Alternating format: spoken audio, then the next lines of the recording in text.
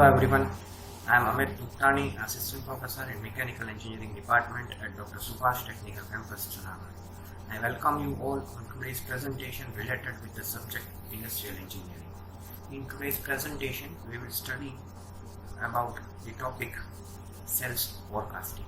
So before we start our presentation on today's topic, let us have an overview of today's presentation.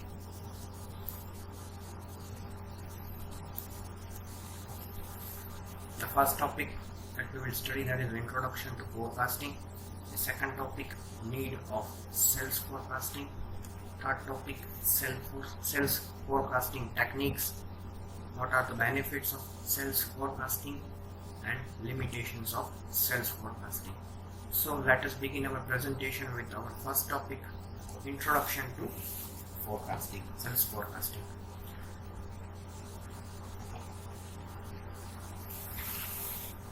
So it's a tool which plays a very much important role for future planning.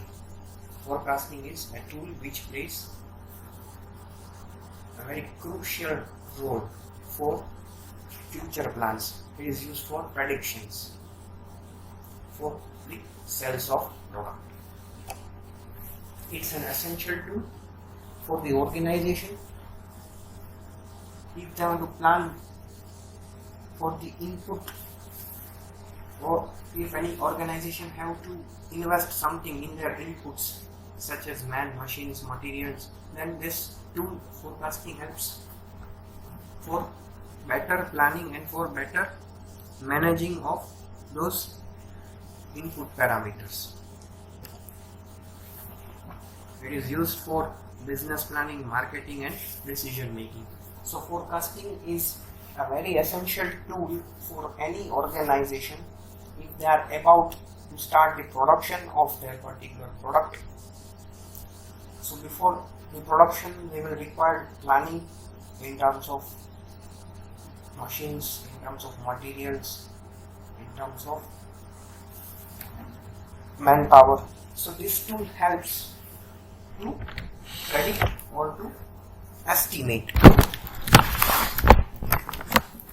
That may be by using the past data or historical data. So this is all about sales forecasting. The second topic is what is the need for sales forecasting. So the first point is why it is essential. So it helps you to determine the volume of production and production rate based on the demand. For example, taking the past data of previous year, for example 2009, we are supposed to start the production for 2010, then based on that past data of 2009, during that particular year this X products demand was this much. So the organization will have a clear idea how much to produce, what are the investments they will have to make in terms of materials, in terms of equipments, tools for the production. So it is an essential tool for organization that will help in planning. So it determines the volume of production and production rate. So if the demand is much more, then accordingly those input parameters have to be procured, like machines, manpower, tools, equipments, etc. Second, it helps in decision making with respect to investment in plant machineries and market planning programs. It helps to also prepare material planning. If the material required is on the verge of completion, then when to replenish that material again. So that is also decided with the help of when to have a right material at right time. That can also be planned using forecasting. There should not be any shortages of materials. So it helps you to replenish the materials at right time and at right quantity. Next topic is sales forecasting techniques. So there are many techniques it may be categorized into two main types. First one is qualitative. In this type of techniques, forecasting is done based on the expert's judgment rather than numerical analysis. So here expert's judgment based on its experience, they are forecasting. So in this method, mostly the judgment is taken on the basis of expert's experience rather than numerical analysis, means mathematical calculations and that all. So in the category of qualitative techniques, we are having a first technique, that is executive opinion technique. We will study second, that is Delphi method. Third will be Salesforce composite method. Fourth is survey of buyer's intention method. Then second main type is quantitative. It is a statistical technique which uses numerical values. It uses some mathematical techniques, mathematical tools for the prediction of, which is used for the forecasting. Quantitative techniques utilizes numerical approach. It uses some mathematical models or tools to forecast about the sales. In that there are two methods, time series analysis and market test method. Now we will see one by one each and every method in the upcoming slides. So first of all, let us begin with the qualitative technique, and the first method that we will study in it, that is executive opinion method. As the name itself suggests, executive of the company, they are taking the views of executives of the company for forecasting. So the first point is, it is most widely used. It combines average use of several executives and then they do the forecast. It leads to quicker decision or faster results without any manipulation and statistical techniques. It doesn't require any statistic analysis or deep interrogation in this. It is purely based on opinions of executives of company, and they are averaging it and they are coming to the conclusion to take the final decision related to the sales, and it gives quicker results. Then it is less expensive than other. It gives you faster results because the executive will give you the review about that product in the market, and you can easily make modification if there is any requirement. The second method that we will study, that is Delphi method. In this method, there are panel of experts in which sequence of questionnaires is given, in which response to one questionnaire will lead to next questionnaire, and based on that questionnaire they are coming to the conclusion.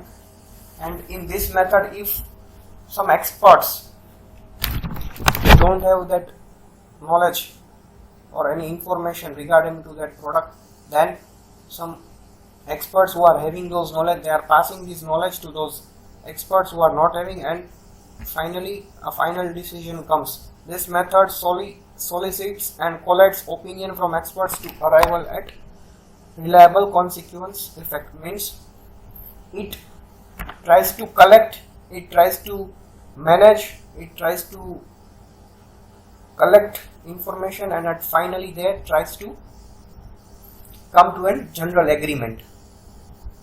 It tries to collect information, it tries to take information from others, then it finally combines all those opinions and comes to one general agreement. So experts comes to general agreement by talking with other experts also. It eliminates the bandwagon effect of majority opinions. This technique eliminates the bandwagon effect of majority opinions. Means bandwagon effect means that this person is doing this, so all are bluntly doing on behalf of him. It is like that. So that possibility is eliminated in this method, because here experts are there, they will take the decision and they will come to some general agreements. It is not like that if this person, or the trend is that this person is doing this thing, so one should do without taking any prior information or anything.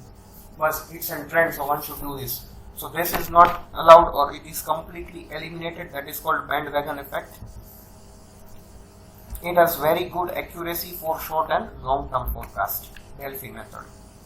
Next, third method in qualitative is Salesforce composite method. It is also known as grassroots approach.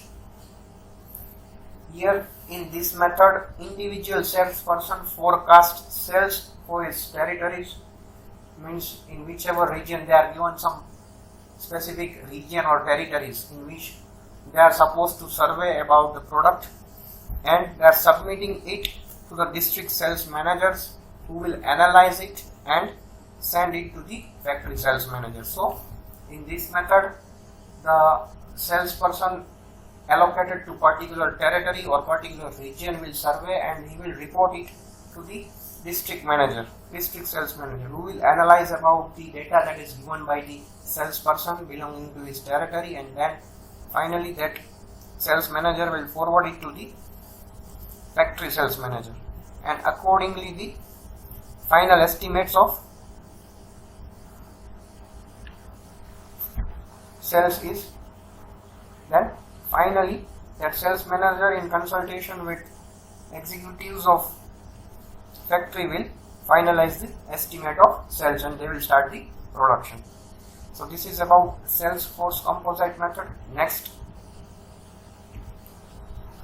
fourth method is market research technique, also known as or also called as market survey method. Whenever any factory or any industry wants to introduce new product in the market and they are interested in estimation of its sales forecast, at that time this method is adopted. So for trial purpose, they will produce that product in selected area or in small region, and after getting the reaction of the customers, how they are responding or how they are reacting to this product's launching, that all the reactions will be noted, and then based on that response of the particular small region in which that product was produced, that response, based on that response, they will estimate or they will produce that product for the countrywide. They will start the production of that product based on that review, and they will start do the production countrywide based on that response. So that is called market research technique. Next technique, now we had already studied about qualitative methods. Now comes quantitative method. This method utilizes statistical techniques and mathematical tools for the forecasting. In that, first is time series analysis. It is employed when there is appreciable amount of historical data. Means there is loads of historical data that is available. It has four components. First one, trend component, gradual upward or downward movement over time.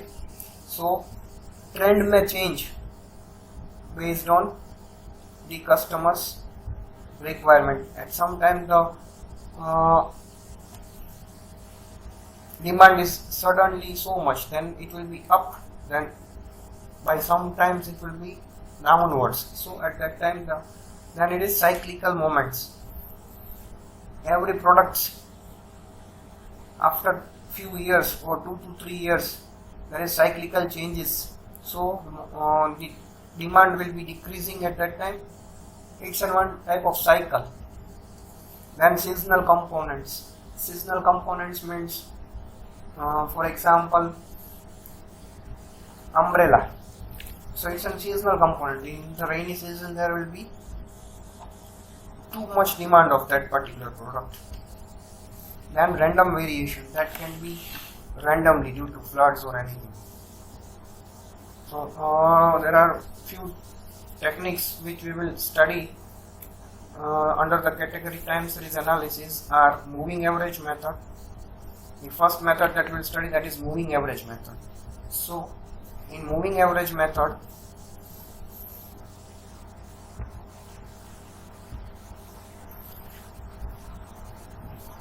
we will understand from the table as shown over here.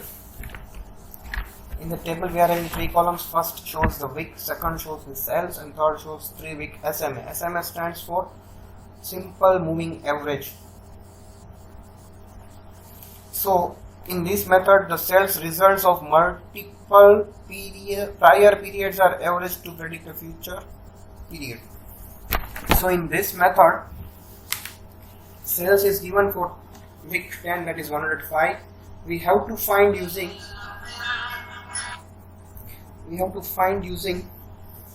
3 wicks simple moving average. So in order to forecast for the 13th wick, what should be the forecast for wick 13th? We will have to do the, as per the name of the method, we will have to take the average of the cells of 10th wick, 11th and 12th wick. So by doing the average of these 3 wicks, 10th, 11th and 12th, we will get the simple moving average of 3 wicks of 13th wick, that is 107.13. In order to find now for the 14th wick, we will have to drop the initial value of 10th wick and we will have to descend 1 point downwards. So now to get the simple moving average of 14th wick, we will have to take the average of wick 11, 12 and 13, and that will give you the forecast for the 14th wick, that is 111.67. Similarly, for rest of the wicks can be found out using this method. But one disadvantage of this method is it cannot predict long-term forecast. It requires loads of historical data. Next method is market test method. It is used for developing one-time forecast, particularly related to the new products. It is used only for the one time when you are launching new products. It provides data about consumers' actual purchase and responsiveness to various elements of marketing mix. So what are the customers' response to the new product? What are the things that they are considering, whether the price, whether the place, whether the promotion, price, place, promotion and product. So how they are responding to those new products that is required when the new product is launched, and based on this response to the sample market test, product sales forecast is prepared. Okay, that's all about today's presentation. Thank you.